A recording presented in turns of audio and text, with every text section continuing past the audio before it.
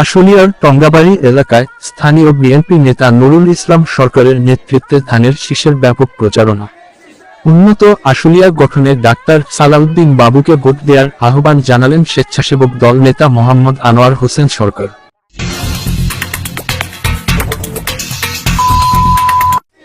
জমে উঠেছে ঢাকা ১৯ আসনের নির্বাচনী প্রচারণা। ভোটের দিন যত ঘনিয়ে আসছে, প্রচারণার উত্তাপ ততই বাড়ছে।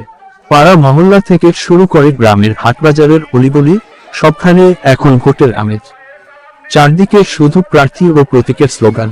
এই কর্মব্যস্ততার ভিড়ে বিশেষভাবে নজর কাড়ছে ধানের শীষে প্রচারণা। ঢাকা ১৯ আসনে বিএনপি মনোনীত প্রার্থী ডাক্তার দেওয়ান মোহাম্মদ সালাউদ্দিন বাবুর পক্ষে ধানের শীষের ধারাবাহিক প্রচারণার আজ ৬ ফেব্রুয়ারি শুক্রবার আশুলিয়ার টঙ্গাবাড়ি এলাকায় কয়েক শতাধিক কর্মী সমর্থক নিয়ে গণসংযোগ ও ধানের শীষের লিফলেট বিতরণ করেন স্থানীয় বিএনপি নেতা মোহাম্মদ নুরুল ইসলাম সরকার। প্রচারণায় বিশেষ অতিথি ও সক্রিয় অংশীদার হিসেবে উপস্থিত ছিলেন ঢাকা জেলা স্বেচ্ছাসেবক দলের সাবেক সহ সভাপতি মোহাম্মদ আনোয়ার হোসেন সরকার।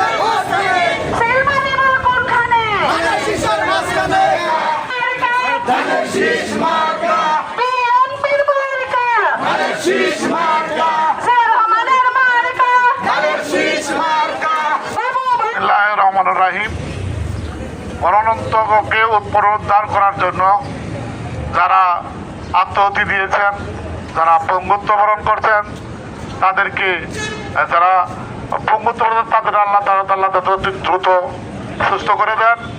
যারা মৃত্যুবরণ করছেন আল্লাহ তাদের বেহেশত নসিব করুক, আমিন। রব্বুল আলামিন আজকে ১৭ বছর পর ১২ ফেব্রুয়ারি নির্বাচন, এই নির্বাচনের এই গুরুত্বপূর্ণ নির্বাচন আপনার আমার অধিকারের নির্বাচন। এই নির্বাচন দেশকে উন্নয়নশীল করার জন্য নির্বাচন। এই নির্বাচনকে সামনে রেখে আজকে আমরা এমন এক ব্যক্তির নির্বাচনী প্রচারণার জন্য বেরোচ্ছি, তিনি সাভার ১৯-এর কান্ডারি ডাক্তার সালাউদ্দিন বাবু। তিনার পিতাও আসলে ইউনিয়নের ৭ বার চেয়ারম্যান ছিলেন, জিরাপুরের ২ বার, ভোট ৯ বার, আর উনি ২ বার সংসদ সদস্য।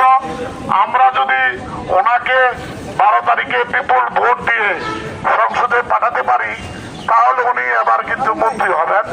মন্ত্রী হলে কি সুবিধা, উনি যেহেতু আমার পার্শ্ববর্তী গ্রামের ছেলে, উনি এই দেশের মঙ্গলের কথা বলবে।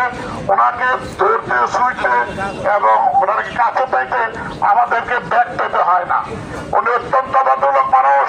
ওনার বাসায় গেলে যদি উনি দেশের পরিচয় দেন যে আশুলিয়া টঙ্গাবাড়ি কিংবা জিরাবর থেকে আমি আসছি, উনি সর্বপ্রথম ওই ব্যক্তিকে তার ডং নিয়ে যান এবং তার কৌশলী শোনেন এবং সমাধান করে দেন।